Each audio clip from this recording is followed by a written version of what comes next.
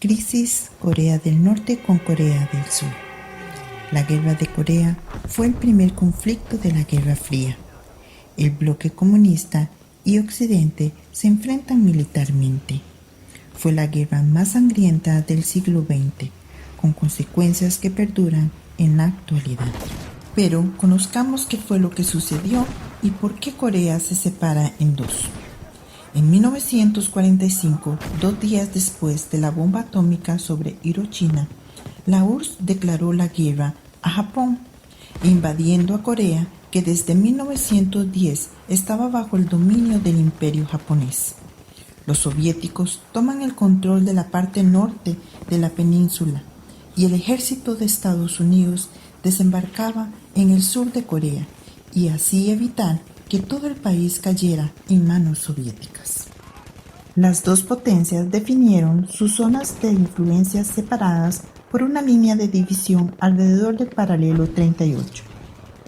En 1948, esas dos zonas se convierten en territorios gobernados en forma independiente. En el sur se constituyó la primera República de Corea, que quedó bajo la órbita de Estados Unidos, con un presidente político conservador y nacionalista. En el norte nació la República Popular Democrática de Corea, de orientación comunista. Ambos estados reclamaban soberanía sobre todo Corea y la tensión fue escalando. El 25 de junio de 1950, las tropas de Corea del Norte cruzaron el paralelo 38 e invadieron el sur de la península.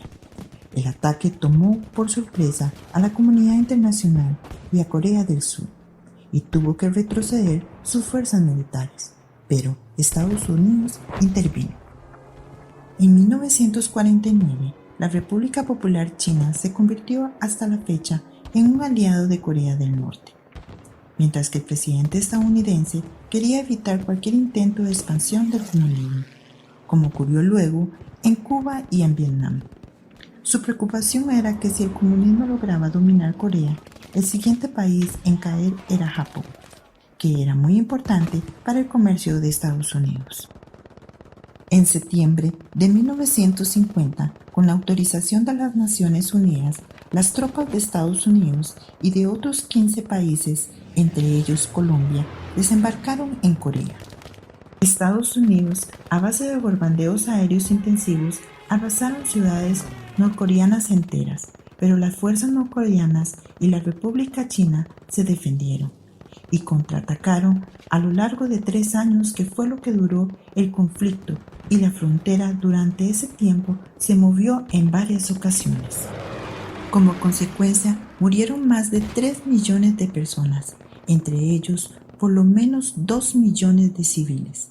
Estados Unidos descargó sobre Corea del Norte unas 365.000 toneladas de explosivos y 33.000 toneladas de napalm, un combustible capaz de calcinar cualquier forma de vida.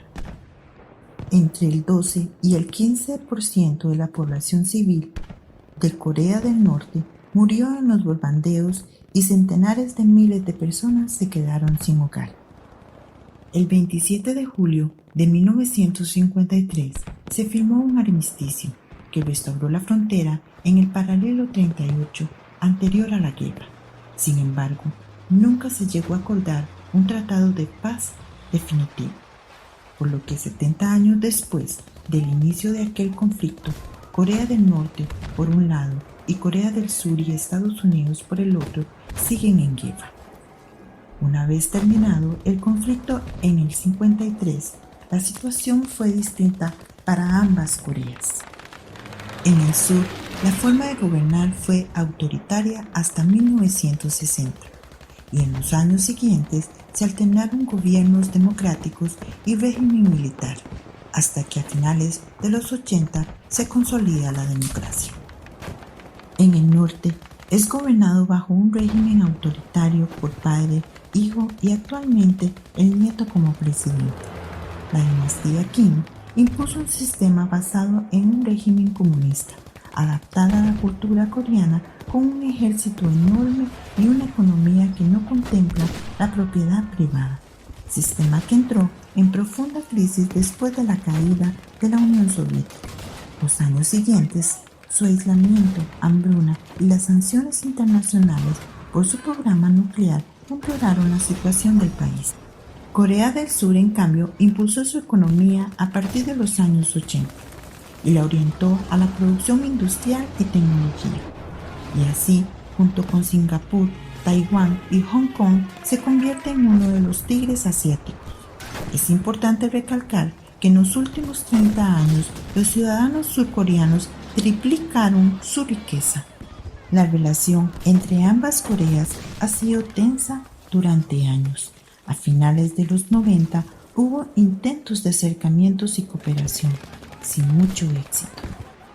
Tampoco ha dado resultado los numerosos encuentros internacionales para disuadir Corea del Norte de su programa nuclear a cambio de ayuda económica.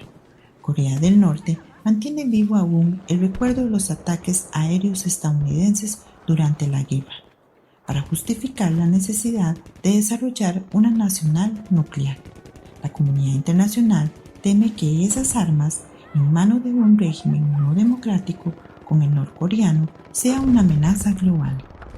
En abril del 2018, los presidentes de ambas Coreas firman un acuerdo para transformar el armisticio del 53 en un tratado de paz con la cooperación de Estados Unidos y China. Pero con la práctica, por el momento aún no se ven resultados palpables. Para finalizar, es importante mencionar que 70 años después del comienzo de la Guerra de Corea, centenares de miles de familias coreanas aún viven separadas por el paralelo 38. Esa frontera sigue siendo la más militar del mundo y una de las últimas herencias de la Guerra Fría.